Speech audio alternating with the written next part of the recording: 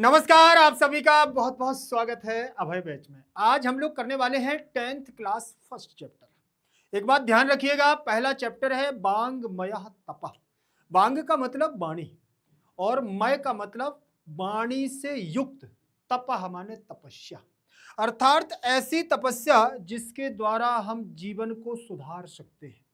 आप क्या जानते हैं, तपस्या केवल बैठ करके आराधना करना है, आंखों को बंद करके ईश्वर की आराधना करना ही तपस्या है क्या? ना, तपस्या जीवन में हमेशा व्यक्ति की चलती है। आप चाहे पढ़ने को लेकर के हो या किसी कर्म को लेकर के, वो आपकी तपस्या ही है। आप प्रातः काल उठ करके स्नान ध्यान करके विद्यालय के लिए तैयार होते हैं, विद्यालय जाते हैं, वहां पर 7 घंटे 8 घंटे पढ़ाई करते हैं, फिर उसके बाद आकर के खेलना हुआ तो खेल लिया, फिर इसके बाद ट्यूशन जाना, ट्यूशन जा करके फिर आना, रात्रि में फिर होमवर्क करना। ये क्या है? ये भी एक तपस्या है। इसलिए तपस्या को कमजोर ना समझें। हर व्यक्ति अपने जीवन में कुछ ना कुछ तपस्या जरूर करता है और तपस्या के बल पर हम क्या प्राप्त कर सकते हैं वो परिणाम दे आने पर हमें पता चलता है। चलिए, आज कहीं ये चैप्टर भी हमको वही बताने वाला है कि आखिर तपस्या की क्या क्या हमारी योग्यताएं होती हैं, तपस्या हमें कैसे करना चाहिए। ठीक, पहला पाठ है, ध्यान से देखें। और ये अभय बैच का मतलब ही है ना भयम इति अभयम, मतलब जहां डर ना हो वही तो अभय है। और जो आपको परीक्षा के समय ये अभय बैच दिया जाता है उसका उद्देश्य भी यही होता है कि व्यक्ति के अंदर जो डर है, छात्र के अंदर जो डर है, बच्चे के अंदर जो डर बैठा है, अरे इतनी संस्कृत कैसे तैयार होगी, कैसे होगी, इतनी मैथ्स कैसे तैयार होगी, ऐसे हमारे पास ये साइंस का है और बहुत सारे सब्जेक्ट हैं आपके, इनमें हम तैयारी कैसे करेंगे? इसीलिए अभयम इति अभयम, ना भयम इति अभयम। चलें आगे देखते हैं पहला चैप्टर। और यहां देख रहे होंगे कि एक वीणा वादनी हमारी सरस्वती है। ये चित्र को देखिए, चित्र से कुछ पहचानने की कोशिश करिए कि एक यहां पर गायक है और एक यहां नृत्यांगना नृत्य कर रही है। अर्थात ये स्पष्ट हो गया है कि गीतम वाद्यम तथा नृत्यम त्रयम संगीतम उच्यते। ये भी एक आराधना है, ये भी एक क्या है? तपस्या है। जीवन में देखिए 3 चीज मिलेंगी। पहले गाने वाला, गीतम वाद्यम तथा नृत्यम।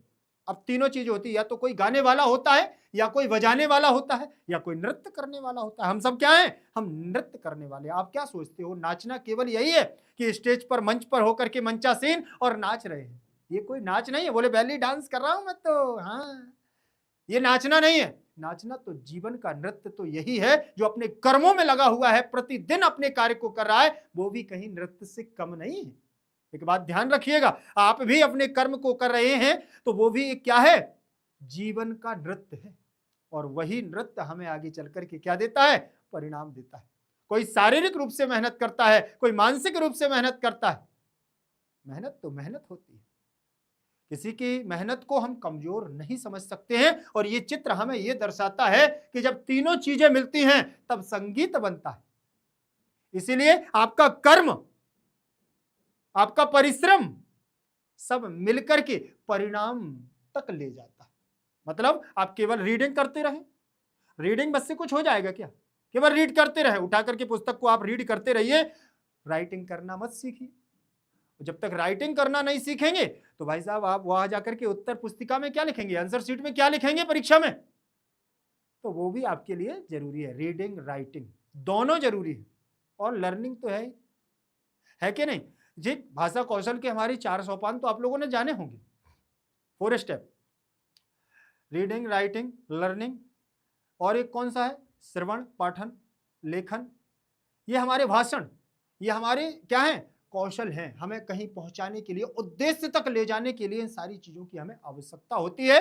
केवल पढ़ने मात्र से कुछ नहीं होता है, केवल लिखने मात्र से कुछ नहीं होता है। और ये चित्र कहता है कि हमें चारों चीजें, तीनों चीजें सब सीख करके आगे बढ़ना चाहिए। और यहां पर भी कुछ, यहां देखो आचार्य से प्रश्न पूछ रहे हैं। आचार्य का मतलब सर, आचार्य का मतलब गुरु जी। आप क्या किस नाम से जानते हैं? आप किस नाम से कहते हैं? सर आ गए हैं, ठीक है ना? कोई कहता है टीचर्स आ गए हैं, ठीक, तो कोई कहता है अध्यापक आ गए, कोई कहता है उपाध्याय आ गए हैं, कोई कहता है आचार्य आ गए हैं, कोई कह रहा है गुरुजी आ गए हैं, ठीक। अन्य नामों से आप पुकारते हैं, बहुत सारे नामों से पुकारते हैं। तो यहां पर भी कक्षा के मध्य में कुछ संवाद चल रहा है छात्रों के और टीचर्स के बीच में, ठीक है, स्टूडेंट और टीचर्स कुछ बात चल रहे हैं। देखिए सबसे पहले आचार्य क्या कहते हैं, ध्यान से देखना। आचार्य प्रिय छात्राः पठिता अस्माभिः ऋग्वेदस्य मंत्रः ज्ञायते किम ऋग्वेदस्तु विश्व साहित्ये आदिमः आलेखः सर्वकालिकाः सर्वभौमिकाः च अस्य उपादेशाः। ध्यान से देखना क्या कह रहे हैं, वो कह रहे हैं प्रिय छात्रों, मेरे प्यारे बच्चों, मेरे प्यारे बच्चों, पठिता अस्माभिः ऋग्वेदस्य मंत्रः, अस्माभिः ऋग्वेदस्य, ऋग्वेद के हमारे मंत्रों को, पठिता पढ़ो, ठीक है ना। ये जो मंत्र हैं वह ऋग्वेद के मंत्र हैं। ज्ञायते किम, जानते हो क्या, जानते हो क्या, ऋग्वेदस्तु विश्व साहित्य, ऋग्वेद तो विश्व साहित्य, संसार के साहित्य में क्या है, आदिमः आलेखः, आदिम आलेख है, सबसे पहले लिखा गया था, सर्वप्रथम ग्रंथ है कौन, ऋग्वेद, सबसे प्राचीन ग्रंथ है। फिर क्या, सार्वकालिकाः सार्वभौमिकाः च, सर्वकालिक सभी कालों के बारे में, और सार्वभौमिक सत्य, मतलब हम आज जो प्रमाणित मानते हैं वो वेदों की लिखी हुई भाषा को ही प्रमाणित मानते हैं। अरे कहां लिखा है, बोले वो ऋग्वेद में लिखा है। ऋग्वेद क्या है, वेद क्या है, वेदों का मंत्र क्या है, शुक्ल यजुर्वेद क्या है, अथर्व वेद क्या है, साम वेद क्या है। संगीत का जितना गायन मिलेगा सब आपको सामवेद में मिलेगा। अथर्व वेद में जितना भी आपको भूत पिशाच डाकनी किन्नर वेताल तंत्र मंत्र जितने भी मिलेंगे सब आपको अथर्ववेद में मिलेंगे। और ऋग्वेद, वो यजुर्वेद, यजुर्वेद जो देता है वो कर्मकांड की पद्धति को, हमें ईश्वर की आराधना कैसे करना है, हमें भगवान की आराधना कैसे करना है, कोई अनुष्ठान कैसे करना है, वो हमें ऋग्वेद सिखलाता, वो यजुर्वेद सिखलाता है। और ऋग्वेद, ऋग्वेद एक ऐसा मंत्र है जिसमें सभी सूक्ति ऋचाएं दी गई हैं, किस देव की कौन सी आराधना है, किस देव का क्या है, और किसके लिए हमें क्या करना चाहिए क्या नहीं करना है, कौन सा गुरु होगा, कौन सा वो हमारा उपनिषद होगा, ये ऋग्वेद आपको प्रमाणित करेगा, सबसे प्राचीन ग्रंथ। तो यहां पर भी उन्होंने वही कहा है कि सार्वभौमिक सत्य जो प्रमाणित है। इसके बाद छात्र क्या कहते हैं, आम, आम का मतलब, हाँ खाने वाला आम नहीं समझ लेना, हाँ कि बस आपने देखा कहीं रखा हुआ, बोले ये तो रसाल युक्तम अमृत फल कहा गया है आम को, वो आम नहीं है, आम का मतलब होता है हाँ, ठीक है ना। तथैव कथितम संगच्छध्वम संबदध्वम, और हमारे ऋग्वेद में कहा गया है संगच्छध्वम संबदध्वम, एक साथ बोलो और एक साथ चलो, एक ही वाणी को बोलो, संगच्छध्वम संबदध्वम। ध्यान से देखना। फिर क्या, आचार्य, आचार्य जी क्या कहते हैं, कहते हैं साधु, साधु का मतलब प्रेम से या शांत होकर के, क्या कहते हैं, जानन्ति किम भवन्तः वाचा महत्वम, जानन्ति माने जानते हो क्या, बोले किम माने क्या, भवन्तः माने आप सभी, क्या आप जानते हो, वाचा महत्व, वाचा क्या है, वच धातु, वच धातु से वाचा बनता है बोलने के अर्थ में, वाणी के अर्थ में। आप वाणी को जानते हो क्या कहलाती है, बोलना क्या है, आप सबसे बोलते हैं, क्या बोलते हो, जाकर के कह दिया ए तू कहां जा रहा है ना, आप इस वाणी से ही कुछ करते हैं। आप मान के चलिए कि किसी दोस्त से जाते हो और दोस्त से कह देना हे चट ये काम कर, मानेगा नहीं, चल भी जाएगा, चलो दोस्त है मान लेगा, लेकिन कहीं अगर कहीं जाते हो, आप रोड पर जा रहे हो और रोड पे आपको लिफ्ट चाहिए, लिफ्ट लेकर के जाना है, उससे कह देना रुक, रुकते हो कि नहीं रुकते हो, मुझको लेकर के चलो, ले जाएगा क्या, नहीं ले जाएगा। अगर उसी भाषा में उसी लैंग्वेज में आप अपनी वाणी में थोड़ा सा क्या रखेंगे, संयम रखेंगे, और उससे कहेंगे भाई साहब प्लीज थोड़ा सा मुझे आगे चलना, लेकर के जाएगा वो, क्यों, आपने उसी वाणी से प्रेम से बोल दिया तो उसने आपका काम कर दिया, और उसी मुख से आपने अगर थोड़ा कठोर बोल दिया आपका काम नहीं हुआ, नहीं हुआ ना। वही वाणी का महत्व है, आज यहां बताने वाले हैं। क्या कह रहे हैं, सुमेधा, सुमेधा नाम की एक बालिका है, सुमेधा नाम की एक लड़की है, वो कहती है अहम बदानी, मैं बोलती हूं क्या, वाण्ये का समलंकरोति पुरुषम या संस्कृता धार्यते, वाण्ये का, क्या कह रही, वाण्ये का समलंकरोति पुरुषम, देखिए ध्यान से देखना, वाण्ये का समलंकरोति पुरुषम या संस्कृता धार्यते, वाणी वो है, सुमेधा नाम की बालिका बतला रही है कि वाणी वो अलंकार है, सम अलंकरोति, वाणी वह अलंकार है जो पुरुषम क्या करती है? पुरुष को संस्कृता धार्यते, संस्कारों से धारण करवा देती है। अगर आपके अंदर संस्कार हैं तो आप वाणी का सदुपयोग कर पाएंगे।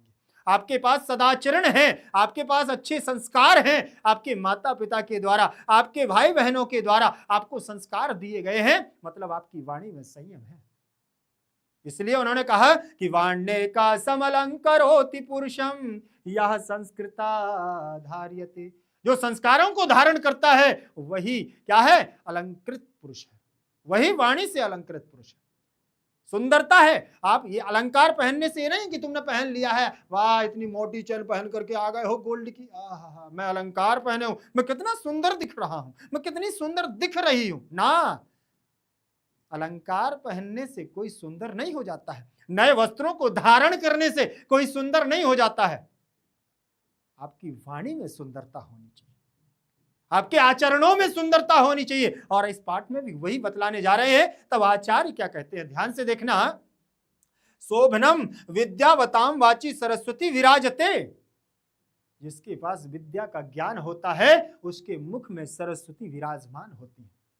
ज्ञान होता है, स्वयं सरस्वती आकर के बोलती है क्या? इदमेव शिक्षयति अयम पाठा वांगमयः तपः। और यह पाठ आपको उसी की शिक्षा देने के लिए बताया गया है। और इस पाठ का नाम है वांगमयम तपः, वाणी रूपी तप, वाणी रूपी तपस्या। इस पाठ को आगे देखें, ये आपका भावार्थ दिया है जो मैंने आपको बतलाया। ध्यान से देखिएगा कि प्यारे छात्रों, हमने ऋग्वेद के मंत्र पढ़े हैं। क्या आप जानते हैं कि ऋग्वेद तो संसार के साहित्य में सर्वप्रथम प्राचीनतम लिखा हुआ साहित्य है और इसके उपदेश सब कालों में उपयोगी है तथा सब स्थानों में इसका उपयोग होता है।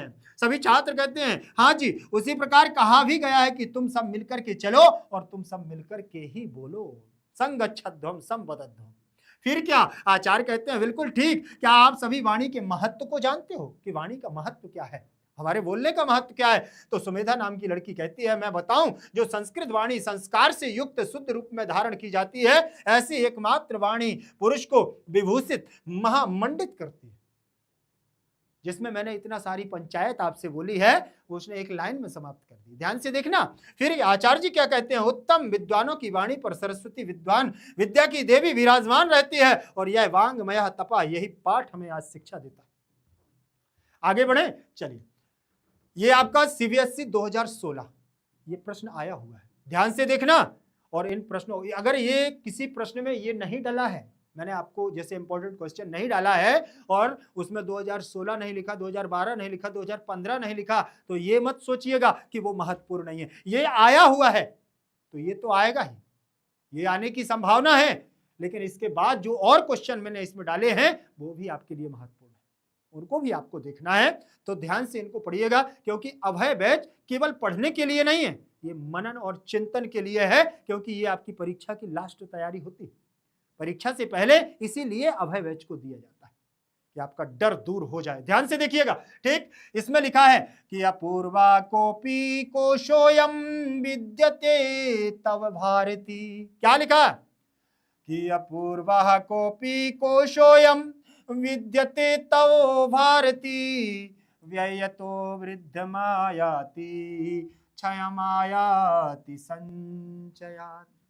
ध्यान से देखना, विद्या कैसा धन है वो यहां बतला। मैं आपको एक शॉर्टकट में इसको बताने की कोशिश कर रहा हूं, फिर आप देख लीजिए। इसका भावार्थ भी लिखा है, क्या कह रहे हैं? अपूर्वा कोपी कोशोयम विद्यते तव भारती और व्ययते विद्यमायाति क्षयमायाति संचयात्। ऊपर की लाइन को छोड़ो, नीचे की लाइन को याद रख लेना कि व्ययतो वृद्धिमायाति, व्यय करने पर, व्यय करने पर, व्यय मतलब खर्च।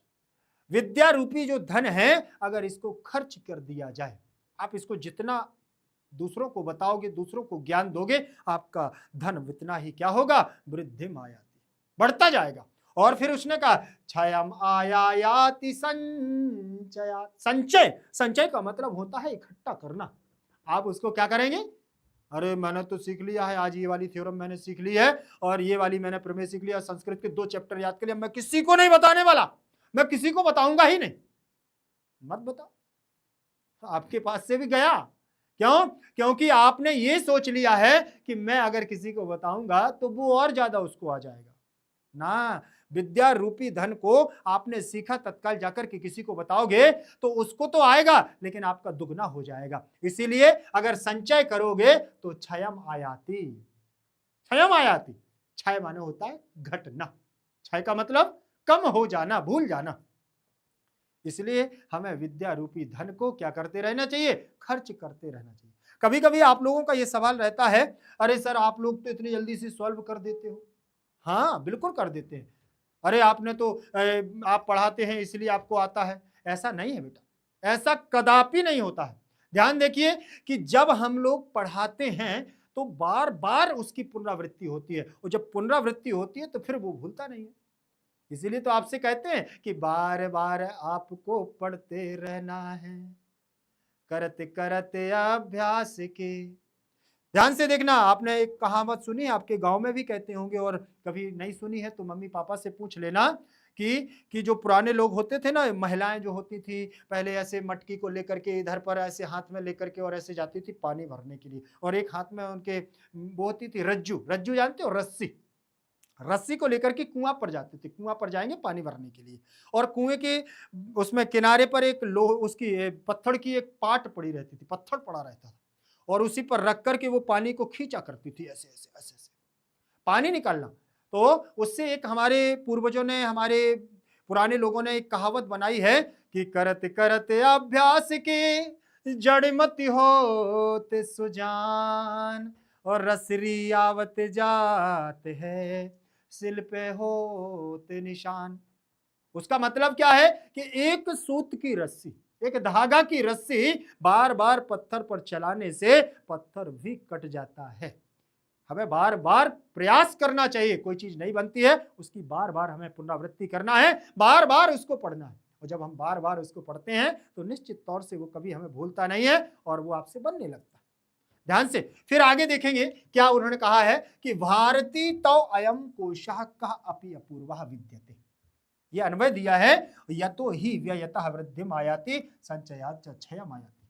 क्या कह रहे हैं, हे विद्या की देवी सरस्वती, हे विद्या रूपी धन या विद्या की देवी सरस्वती, तेरा यह खजाना कोई विलक्षण अनिर्वचनीय अद्वितीय है। तेरा यह जो विद्या का खजाना है वो क्या है, जो खर्च करने पर बढ़ता है तथा जोड़ने पर कम हो जाता है। जोड़ने पर क्या होता है, कम हो जाता है। इसलिए अब यहां से बनने वाले प्रश्नों पर भी ध्यान देना है। ध्यान से पहले यहां देख लीजिए 2 मिनट, देखिए कोपी कहा धन अपि बराबर कोपी, तो विसर्ग संधि हो जाएगी कोसो यम, कोशा प्लस अयम, तो यहां पर भी विसर्ग संधि होगी। विद्यते विद्येते विद्यन्ते, आत्मनेपद की क्रिया है, ध्यान से देख लेना, कर्मवाची की क्रिया है, ठीक है ना। तो आपका क्या लगा हुआ है, युष्मद अस्मद, युष्मद का रूप लगा हुआ है, और भारती व्ययतो व्ययतः आपका एक वचनांत व्ययम आयाति, यहां पर भी एक वचनांत रूप लगा है, क्षयम आयाति संचयात, पंचमी का एक वचनांत रूप लगा है। ठीक है, अब इससे बनने वाले प्रश्नों को जरा देखिएगा। ये प्रश्न मैंने यहां बने हैं जो आपके 2016 में परीक्षा में आए हुए हैं। ध्यान से देखें, विद्या कथम वृद्धिम प्राप्नोति। अब आपको मैंने जब पूरा अर्थ आपको समझाया है तो आपको प्रश्न समझ में आना चाहिए कि ये प्रश्न क्या कह रहा है। प्रश्न कहता है कि विद्या कथम वृद्धिम प्राप्नोति, विद्या कैसे वृद्धि को प्राप्त करती है, कैसे बढ़ती है। तो देखो व्ययता, खर्च करने पर, कैसे खर्च करते जाओगे विद्या बढ़ती जाएगी। फिर क्या दूसरा प्रश्न दिया है, विद्यायाः कीदृशः कोशः, विद्या किस प्रकार का कोश है, किस प्रकार का कोश, किस प्रकार का धन है। कोशा मतलब धन की बात कर रहे हैं। अपूर्वः, ऐसा धन जिसकी कोई कल्पना नहीं कर सकता। ये बहुत ऐसा धन है कि सारे धन तो कम होते हैं। आपके पास घर में पैसे रखे हैं, आपके पास गाड़ी है, आपके पास बहुत सारा कुछ भी है, धन मतलब धन। समझ जाओ कौन कौन सा धन है, मुझसे मत बार बार कहलवाओ, ठीक है। नहीं कहोगे सर जी कह रहे हैं कि अरे इतना सारा गोल्ड रखा है, अरे तो सबके पास होता है, ठीक है। तो यहां विद्या रूपी धन की बात कर रहे हैं। इसको आप तिजोरी में नहीं रख सकते हो, आप इसको लॉकर में नहीं रख सकते हो जाकर के कि बैंक के लॉकर में जाकर के रख के आ जाओ ना। ये धन तो आपके यहां है, कुछ भी नहीं है। अगर ये धन आपके पास है तो आप कहीं रोड पर भी बैठ जाएंगे ना तो आपके पास चल कर के लोग आएंगे ना। ज्ञान अगर है तो फिर आपको किसी चीज की आवश्यकता नहीं है, ये वही कोश है। ध्यान से देखना, ये वही कोश है जो अपूर्व है, कभी ये जाने वाला नहीं है, ये तो बस खर्च करते रहो, बढ़ता रहेगा। कश्याह कोशाह पूर्व अस्ति, किसका कोश, किसका धन अपूर्व है, तो सरस्वत्याह, सरस्वती का। और सरस्वती जो यहां पर सरस्वत्याह लिखा है, ये षष्ठी विभक्ति एक वचनांत रूप लगा है। क्यों लगा है कि सरस्वती इकारांत रूप लगा है, नदी के समान रूप चलेंगे। कैसे, नदी, नदीम, नद्या, नद्यै, नद्याः, नद्याः, नद्याम, वैसे ही बनेगा। सरस्वती, सरस्वतीम, सरस्वत्या, सरस्वत्यै, सरस्वत्याः, सरस्वत्याः, सरस्वत्याम। षष्ठी और पंचमी में एक समान रूप बनेगा, सरस्वत्याः बनेगा। आगे बढ़ूं, चलिए, ये तो एक पदेन थे। अब पूर्ण वाक्य में चलते हैं। पूर्ण वाक्य का मतलब लॉन्ग आंसर। संस्कृत के लॉन्ग इतने ही से होते हैं, इसमें भी छोटा सा याद करना होता है, बहुत ज्यादा नहीं याद करना होता है, ठीक। इसीलिए तो कहते हैं कि अगर आपको 100 में 100 लाने हैं तो पहले संस्कृत को थोड़ा सा ध्यान से पढ़ लो, 100 आउट ऑफ 100 आ जाएंगे आपके नंबर। टेंशन नहीं लेने का, देने का टेंशन। संभयात किम क्षयम प्राप्नोति, ठीक है ना। जो आप संचय करते हैं, उस संचय से, देखिए संचय माने इकट्ठा, इकट्ठा करने पर किसका क्षरण होता है, तो संचयात विद्या धनम क्षयम प्राप्नोति, संचय करने पर विद्या क्षय रूप में पहुंच जाती है। व्ययतः किम भवति, व्यय करने पर, खर्च करने पर क्या होता है, तो व्ययतः सरस्वत्याः कोशम वर्धते, सरस्वती का कोश, सरस्वती का भंडार, सरस्वती का धन बढ़ जाता है। समझ में आ गया। आगे देखें, अयम कोशः कथम क्षयम आयाति, यह जो धन है वो कैसे क्षय होता है, क्षरण होता है, घटता है, तो उन्होंने कह दिया संचयात। कथम की जगह संचयात जोड़ देना, यहां कथम की जगह संचयात जोड़ देना और किम की जगह सरस्वत्याः जोड़ देना। ध्यान ठीक है, देखा, किम की जगह विद्या धनम जोड़ देना, बस हो गया है। वन, इसमें भी एक एक पॉइंट को ही याद करना है, बाकी आपको प्रश्न से मिल जाएगा, लॉन्ग आंसर हो जाएगा। आगे बढ़े, इसके बाद निर्देशानुसारम प्रश्न, जो निर्देश, ये आपके लिए सबसे ज्यादा थोड़ा कठिन भी कह सकते हैं, लेकिन अगर समझ लो तो सबसे ज्यादा सरल प्रश्न है, सबसे ज्यादा सरल है। कैसे, देखिए यहां पर कहा है अस्मिन पद्यांशे अस्ति इत्यर्थ किम पदम प्रयुक्तम। अस्मिन पद्यांत में अस्ति, जो अस्ति शब्द है, इस अर्थ के लिए कौन सा पद प्रयोग किया गया है, ठीक, तो विद्यते। विद्यते का मतलब भी होता है और या विराजमान है, और अस्ति का मतलब भी होता है। अस्मिन श्लोके, जो आप ऊपर श्लोक दिए हैं उन श्लोकों की बात कर रहे हैं। व्ययताः पदस्य किम विलोम पद प्रयुक्तम, जो व्ययता माने होता है खर्च, खर्च करने के लिए यहाँ विलोम पद कौन सा प्रयोग किया गया है। खर्च करना का मतलब होता है व्यय करना, और संचयात का मतलब होता है खर्च ना करना या इकट्ठा करना, तो इसका विलोम, विलोम का मतलब अपोजिट वर्ण, अपोजिट का मतलब उल्टा, ठीक है। फिर आगे दिया अपूर्वः कोपि कोशोयम विद्यते, अत्र क्रियापदम क्या, यहां पर इस वाक्य को पढ़ना है, यहां पर क्रियापद पूछा है, तो लास्ट में दी हुई है विद ज्ञाने दा, विद्यते, विद्यते ये आपकी क्रिया। आगे देखें, इसके बाद दूसरे नंबर का श्लोक दिया है यहां पर, अभी तो पहला श्लोक मैंने बताया है, वैसे ही इसमें मैंने क्वेश्चन नहीं रखे हैं, ध्यान से देखिएगा, ऐसे ही क्वेश्चन बनते हैं, अब आपको इनको ध्यान से देखते जाना है, ऐसे ही क्वेश्चन बनते हैं, बस एक बार अगर श्लोक को अच्छे से ध्यान से पढ़ लिया, प्रश्न अपने आप बन जाते हैं, ठीक। फिर लिखा है कि शुश्रूषा श्रवणम चैव ग्रहणम धारणम तथा ऊहापोहार्थ विज्ञानम तत्व ज्ञानम च अधिगुणा, तत्व ज्ञानम च अधिगुणा, शुश्रूषा श्रवणम च एव ग्रहणम तथा धारणम ऊह अपोह अर्थ विज्ञान तत्व ज्ञान च अधिगुणा संति। सुनने की इच्छा, ध्यान से सुनना, शब्द व अर्थ को पकड़ना या स्वीकार करना और उसे अपने अंदर धारण करके रखना, तर्क करना, निषेधात्मक चिंतन करना, अर्थ को समझना, वास्तविक तत्व का बोध कराना, ये बुद्धि के 8 लक्षण हैं। ये बुद्धि के कितने हैं? 8 लक्षण हैं। ध्यान से देखना, सुनने की इच्छा और ध्यान से सुनना, शुश्रूषा माने सुनने की इच्छा, श्रवणम का मतलब ध्यान से सुनना, और शब्द व अर्थ को पकड़ना, ग्रहण करना और धारण करना मतलब शब्द को पकड़ना और उसको समझना। फिर इसके बाद उसे अपने अंदर, ऊहापोह अर्थ विज्ञानम मतलब उसे अपने अंदर धारण करके रखना और तर्क करना, ऊहा अपोहार्थ। फिर इसमें लिखा है निषेधात्मक चिंतन करना और तत्व ज्ञान और धिगुणा, अर्थ को समझना और वास्तविक तत्व का बोध कराना। ये 8 आपके क्या है, गुण बतलाए गए हैं बुद्धि के। इसके बाद अगला हमारा दिया हुआ है श्लोक, इसको ध्यान से देखना है। इस श्लोक को क्या कह रहे हैं कि आचार्यात् पादमादत्ते पादम शिष्या स्वमेधया कालेन पादमादत्ते पादम सा ब्रह्मचार भी। ध्यान से देखना, आप क्या कह रहे हैं, आचार्यात् पादमादत्ते। आचार्य का जब शिक्षा देता है आचार्य किसी बालक को या कहीं पर, तो वहां पर आचार्य की जो भूमिका होती है 1/4 की होती है। मतलब 1 रुपए में उसकी 1/4 की भूमिका। जैसे आप कहते हैं ना, नहीं 100% आपकी रिस्पॉन्सिबिलिटी है सर ना, बच्चे को पढ़ाने में केवल शिक्षक की भूमिका होती है 1/4 की। 1/4 भाग टीचर का होता है। और क्या, पादम शिष्या स्वमेधया। स्वमेधया मतलब स्वयं शिष्य की शक्ति कितनी होती है, 1/4 की होती है। 1/4 भाग स्वयं शिष्य अपने आधार पर उसको क्या करता है, लगाता है। फिर इसके बाद कालेन पादमादत्ते, समय, आप किस समय पढ़ रहे हो ये भी महत्वपूर्ण है। इसीलिए समय का भी जो पार्ट होता है वो 1/4 भाग होता है। 4 हिस्से ध्यान से देख लेना। ये एक चीज को जानने के लिए इसमें 4 पार्ट है, वही मैं बतला रहा हूं, ध्यान से देख लेना क्या कह रहे हैं। फिर इसके बाद पादम सा ब्रह्मचार भी।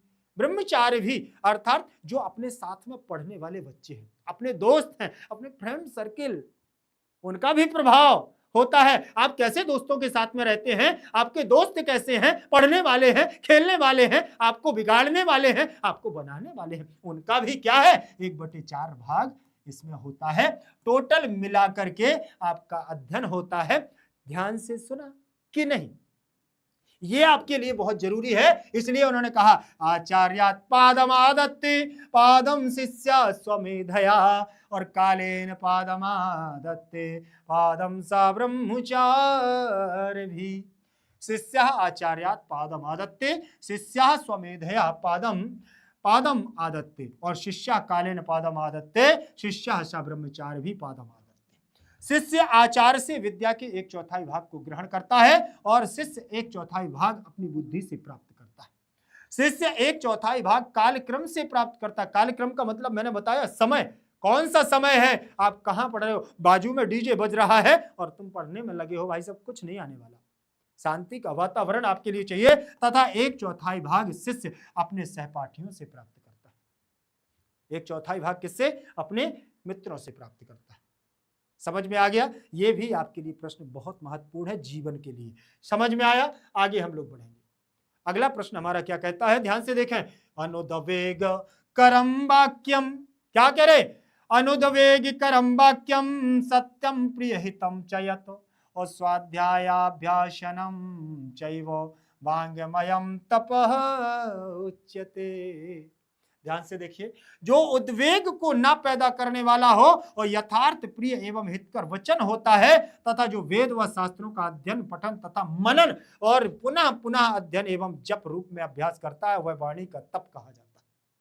बार बार पुनरावृत्ति करने वाला, परिश्रम करने वाला, मेहनत करने वाला ही तप कहलाता है। चले आगे देखें, ये आपका अन्वय दिया है, ये आपका अभ्यास कर एक्सरसाइज जो आपकी बुक में दी हुई है उसको भी यहां पर लिया है, कुछ प्रश्नों को यहां लिया है, कुछ को यहां से नहीं लिया है। देखें इसमें ये महत्वपूर्ण है, ऐसा मत सोचना कि यहां पर इंपॉर्टेंट नहीं लिखा है तो महत्वपूर्ण नहीं है ना। जो हम पढ़ रहे हैं वो हमारे लिए सब महत्वपूर्ण है। ध्यान से देखें क्या लिखा है, का अस्माकम सन्निधिम कुर्यात् तो शारदा, हमारे पास कौन सन्निधि करती है तो शारदा। शारदा का मतलब माँ जगदम्बा, माँ सरस्वती। कोशः कथम अस्ति, कोश माने धन, कैसा है, अपूर्व है। कीदृशी वाणी पुरुषम प्रहलादयति। अब यहां पर देखें कि उन्होंने किस प्रकार की वाणी पुरुषों को आह्लादित करती है। मधुर भाषणी, मीठी मीठी भाषा लोगों को क्या कर देती है, आकर्षित कर देती है। आगे देखें, पाठका नाम कति गुणा श्लोके वर्णिता, पाठकों के कितने गुण श्लोक में वर्णित किए गए हैं, ये चैप्टर में आपको मिलेगा षट।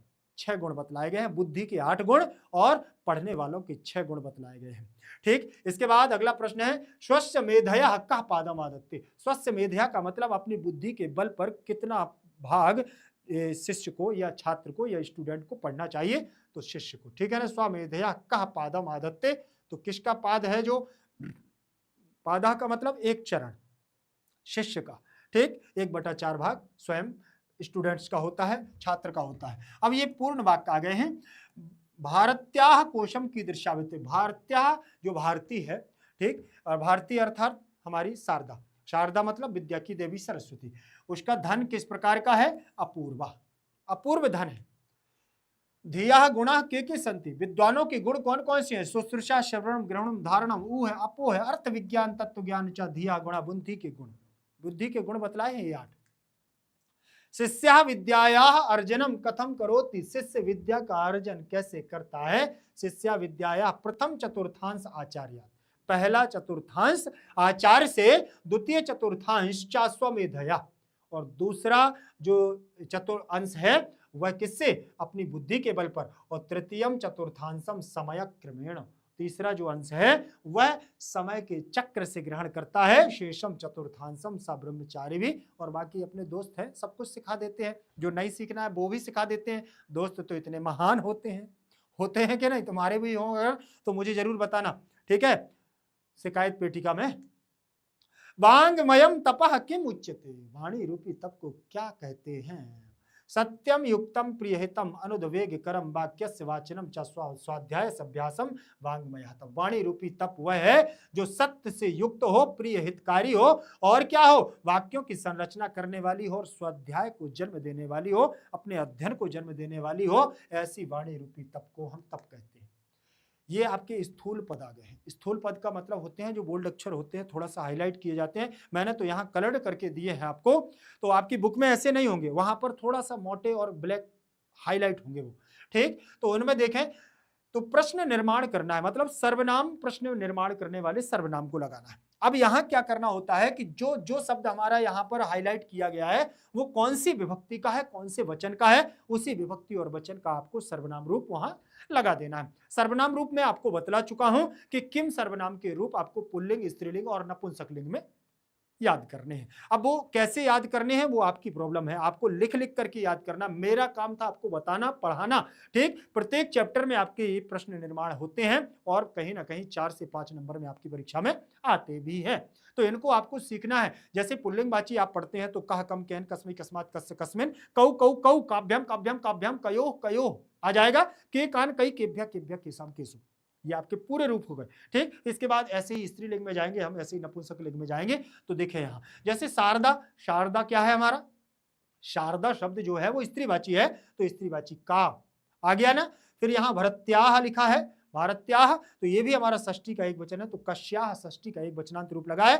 पुरुषम में द्वितीय विभक्ति लगी है तो कम लग गया है, और षट में देखो यहाँ पर संख्यावाची शब्द आ गया है, जब संख्यावाची डिजिट आती है तो कति लगा दिया जाता है, ठीक, कितने, कति का मतलब कितने। फिर इसके बाद सत्येन, सत्येन जैसे राम के रूप चलते हैं, रामेण, तो तृतीया का एक वचनांत है तो केन लग जाएगा, कह, कम, केन। अनुद्वेग करम, ठीक, अनुद्वेग करम यहाँ प्रकारवाची की बात कर रहे हैं, इसलिए यहाँ की दृश्यम लगाया गया है, अर्थात नहीं तो द्वितीय विभक्ति भी है, ठीक। रागस्य में षष्ठी का एक वचन, जैसे रामस्य वैसे ही रागस्य, तो यहाँ कश्य लग गया, ठीक। सरल है बहुत, एक बार अगर सीख लोगे तो बनेंगे। ये भी आपके लिए देखिए महत्वपूर्ण है। यहाँ ये यथा निर्देशम, यथा निर्देश का मतलब जैसा निर्देश दिया जाए, यहां पर भी आपको लास्ट ये पद आपको ध्यान रखना है। जैसे यहां लिखा अपूर्वा कोशो यम विद्यते तव भारती, अत्र क्रियापदम, यहां पर क्रियापद क्या है, तो विद्यते दिया हुआ है, तो ये आपकी क्रियापद हो गई। फिर यहां पूछा प्रथमे श्लोक के कर्तृपदम, पहले श्लोक में, अब आपको श्लोक भी पता होना चाहिए, पहले श्लोक में कर्तृपद क्या है, मतलब कर्ता कौन है, तो कर्ता यहां पर जगदम्बा हमारी भारती है, सरस्वती है। शीतला छाया, ठंडी छाया, अनयो पदयो विशेष पदम के, यहाँ पर विशेष पद क्या है और विशेषण पद क्या है, विशेष और विशेषण में बतला चुका हूं। विशेषता बताने वाले शब्दों को विशेष पद कहते हैं, तो यहाँ छाया। अनुद्वेग करम इति पदस्य विलोम पद, अपोजिट वर्ण तो अनुद्वेग करम, ठीक, उद्वेग करम तो अनुद्वेग करम। शुश्रूषा श्रवणम चैव ग्रहणम धारणम तथा अस्मिन् वाक्ये श्रोतुम इच्छा, सुनने की इच्छा के लिए शुश्रूषा शब्द प्रयोग किया गया है, तो आंसर में आ जाएगा। इसके बाद व्यय यथा इति पदस्य विलोम पदम, व्यय माने खर्च करना होता है, उसका विलोम पद क्या होगा? संचयात। आ गया कि नहीं? 5 नंबर की एक्सरसाइज में क्या दिया है? समानार्थी। समानार्थी का मतलब होता है जो समान अर्थ को देने वाला हो, समान अर्थक। ठीक, तो शुश्रूषा का मतलब होता है सुनने की इच्छा, तो श्रोतम इच्छा, ऐसे आपको मिलाना है इसमें। जैसे ऊह दिया हुआ है, तो यहां पर कोई है क्या समानार्थी वाला? नहीं है। अपोह का क्या हो जाएगा? पादम का क्या हो जाएगा? सन्निधि का क्या होगा? वदनम का क्या होगा? वाक्य का क्या होगा? भारती का क्या होगा? समानार्थ। मैंने तो आपको यहाँ आंसर ये दे दिए, ठीक, लेकिन आपको ये अच्छे से ध्यान से पढ़ना है कि समानार्थी कैसे। शुश्रूषा श्रोतम इच्छा, ऊह का पक्षेतर का, और मतलब तर्क वितर्क करने वाला पक्षेतर का। अपोह का मतलब होता है शंका निवारणम, आपकी कोई परेशानी है उसका निवारण करना अपोह कहलाता है। पादम का मतलब अंश, चरण। सन्निधि का मतलब निवासम, वदनम का मतलब मुखम। और एक बात ध्यान रखना, वदन आ जाए, अगर बकरी वाला वाह आ जाए तो ये शरीर का पर्यायवाची होता है, बॉडी का, हमारे स्ट्रक्चर का। लेकिन अगर वदनम आ जाए, वह वन वाला आ जाए, तो ये आपका मुख का पर्यायवाची हो जाता है, समानार्थी होता है, इसलिए यहां मुखम लिखा है। वाक माने वाणी, तो वाणी आ गया, भारती माने सरस्वती। ठीक, आगे देखें 6 नंबर, यहां पर लिखा है कि अत्र पठितेभ्यः श्लोकेभ्यः कानिचित पदानि सन्ति तेषां विशेषण अधा मंजूषा। अब यहाँ मंजूषा में कुछ विशेषण पद दिए हैं, उनको इसमें फिल करना है। तो इन शब्दों के विशेषण कौन कौन से हैं, तो इनको ध्यान से देखिएगा। वाणी का विशेषण मधुर भाषणी, वाणी होती है मीठी। और लीलम, लीलम जो है शीतल होना चाहिए, ठीक है ना, हवा। छाया शीतला। और तपः वाणी, शारदा सर्वदा, क्रोशः अपूर्वा, ठीक, चक्षु विद्या समम। और कैसे होने चाहिए? प्रिय हितम वाक्य, दूसरों के हितकारी वाक्य होने चाहिए। ये हमारा समभावमयी पंक्ति। अब जो ऐसे इन शब्द, इस वाली पंक्ति से जो ज्यादा इसमें हमारी टच में हो, उसके सामने इसको मिलान करना है। ठीक, यहाँ तो थोड़ा अलग अलग लिखी हुई हैं, लेकिन जैसे नास्ति विद्यम समम चक्षु, नहीं है विद्या के समान कोई नेत्र। अब यहाँ पर कौन सा आपको ऐसा लग रहा है जो इसके समान हो सकता है? जैसे मुख कमले निवासम कुर्यात, वांग अधुर्यात, नादस्ति प्रियतत्वम, सर्वम लोचनम शास्त्रम शिक्षयते सहपाठिभी दत्ता भवति। तो यहाँ पर लोचन शब्द एक में आया है, मतलब नेत्र के बारे में कहा है। तो ये आप उसके सामने जैसे लगाएंगे तो देखो ये आ गया है, सर्वस्य लोचनम शास्त्रम, आ गया ना उसके सामने। वैसे ही आपको मैच करना है कि कौन सी पंक्ति किससे संबंधित है, ऐसे प्रश्नों को भी आपको ध्यान से देखना है। इसके बाद 8 नंबर की एक्सरसाइज, 8 नंबर की जो एक्सरसाइज है वो रेखा चित्र से संबंधित है। ये इंपॉर्टेंट तो है, अभी तक 1-2 आपके ईयर में पिछले सालों में देखी गई है, लेकिन फिर भी हम इसको देखेंगे। ठीक, ये चित्र बना है, ये आचार्य दिया हुआ है, ये पदम आदत्य शिष्य का कितना भाग है। ठीक, पहला भाग जो है वो आचार्य का है, तो और दूसरा स्वमेधया, तो दूसरा आप यहां भर देंगे। तीसरा हमारा चरण है वो कालीन माने समय का है, और सह ब्रह्मचारी, चौथा पार्ट जो है वो हमारे सहपाठी मित्र का है। तो इसमें चारों जगह आप इनको फिल कर सकते हो। इसके बाद ये हमारे 6 गुण बतलाए गए हैं, ठीक, पाठकों के, तो उन 6 गुणों को आप लोग इनमें फिल कर देंगे। ये आपके मैंने यहाँ दे दिए हैं, क्रम से दिए हैं, जिस क्रम से आपको, जैसे पहला माधुर्यम है तो दूसरे में अक्षर व्यक्ति, तीसरे में पदच्छेद, चौथे में सुस्वर, पांचवें में धैर्यम और छठवें में लय समर्थम, ऐसे कर देंगे। ये आपके क्या है? ये बुद्धि के आपके 8 गुण बतलाए गए हैं, तो क्रम से आपको क्या कर देना है, इनमें फिल कर देना है, और क्रम से मैंने यहाँ लिख करके दिए हैं। ठीक है, आगे चले। ये 8वें नंबर की, वो 9वें नंबर की हमारी एक्सरसाइज है, जिसमें लिखा है वाक्यांशम पूरेत्व। ठीक, वाक्य को पूरा करना है, वाक्य के अंश को पूरा। व्यय यतः वृद्धिम आयाति, तो क्षयम आयाति संचया, मतलब इसके आगे की पंक्ति हमको फिल करना है, आगे लिखना है। नास्ति राग समः दुखम, तो नास्ति त्याग समम सुखम, मतलब आपको जब श्लोक आएंगे तब ये आप पूर्ण कर पाओगे। ठीक है, श्लोकों को आप लोग पढ़िएगा बार बार। अब ये दिए हुए हैं श्लोकम आश्रित समुचित क्रमण अन्वयम, अन्वय भी आप लोगों को क्या करना होगा, श्लोक आपको आते होंगे तो आप अन्वय को फिल कर सकते हो। बाकी होते कुछ नहीं, बहुत सरल होते हैं। जो यहाँ पर आपके दिए हुए हैं, जो शब्द छूट जाता है उसको आप श्लोक में से इसमें उठा करके फिल कर सकते हैं। जैसे हे भारती तो अयम कोशः कहा अपि अपूर्वा विद्यते, अयम व्ययता वृद्धिम आयाति संचयात्ना क्षयम आयाति। श्लोक याद है तो आपको पता चलेगा कि कौन सा पद छूट रहा है, वो आपका यहाँ फिल हो जाएगा। इसके बाद हमारी 11 नंबर की एक्सरसाइज है जिसमें दिया रेखांकित पदाम समस्तम पदम विग्रहम लिखत। समस्त पद माने समासों की बात कर रहे हैं, उनका समस्त पद भी करना है। कोई अगर विग्रह में है तो उसको हमें क्या कर देना, समस्त पद में, और जो समस्त पद में है उसका विग्रह कर देना। जैसे विद्या समम लगा हुआ है तो यहाँ ये समस्त पद है तो इसका विग्रह करेंगे तो विद्या समम। त्यागेन समम, ये आपका विग्रह किया गया है तो इसका त्याग समम, इनको मिला करके लिख देना। मतलब विभक्ति का लोप भी करना है और विभक्तियों को लगाना है, वो समास कहलाता है।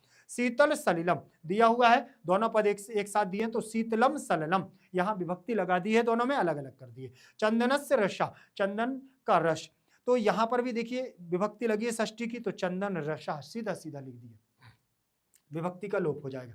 अब सर्वदा दिया है सर्वम ददाति इति, अलग अलग कर दिया। फिर शारदाम भोजनम एव वदनम, तो शारदाम भोज वदना, एक साथ पद कर दिया। फिर अनुद्वेग करम ना उद्वेग करम इति अनुद्वेग करम, तो ये भी हमारा क्या हो जाएगा, नई तत्पुरुष हो जाएगा। इसके बाद 12 नंबर की एक्सरसाइज, ये आपके लिए महत्वपूर्ण भी है और ज्यादा महत्वपूर्ण नहीं कहूंगा मैं, ठीक, लेकिन फिर भी आप लोग इसको देख लीजिएगा कि पाठ को पढ़ करके इसमें कौन कौन सी चीजें दी गई हैं, इनको आपको ये वाल्मीकि के द्वारा व्यास जी के द्वारा कौन कौन से हैं, इनको दोनों को अलग करना।